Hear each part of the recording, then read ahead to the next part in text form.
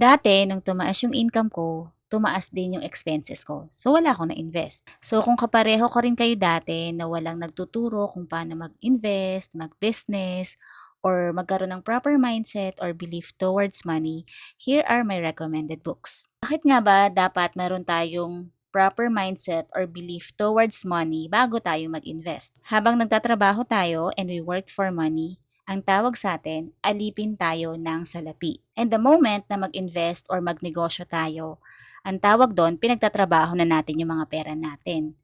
Our money is working for us, so alipin na natin ang mga salapi. Maliit man yan o malaki. So ang main goal natin is yung kita natin sa ating trabaho, let's say 50,000, is maging equal sa income natin sa ating mga investments or mas mahigit pa. However, in pursuit of doing that, nahihirapan tayo, di natin naiintindihan. So we go back to what we know, which is yung pagtatrabaho.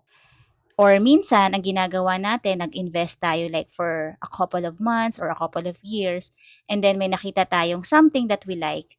Ang ginagawa natin, lahat yon ginagastos natin. So, ang nangyayari, kadalasan, nagtatrabaho tayo hanggang pagtanda natin. On the other hand, may mga kilala naman ako na since okay na yung kanilang money mindset or belief towards money, ang ginagawa nila, talagang pinapalago nila yung kanilang active income o yung pera nila sa kanilang pagtatrabaho. And then kapag lumago na yon, pinapalago nila yung kita ng kita nila hanggang sa yung kita nila kumikita ulit. Yung mga kakilala ako, specifically some of my clients, nung nag-start kami mag-financial planning, 1K, 2K lang yung excess nila. And then I suggest them to read a couple of books. And then after a couple of months, sila na mismo yung nag-update sa akin na ate, nakompleto ko na yung emergency fund ko. Sa akin, ate, okay na ako to start another goal. Ate, ito na yung pera ko sa stock market. Liz, 1 million yung goal ko this year sa ganitong investment. So lesson number 1 before ka mag-invest is you have to have a proper mindset or belief towards money by talking to business people or rich people, reading financial books, or watching videos like this.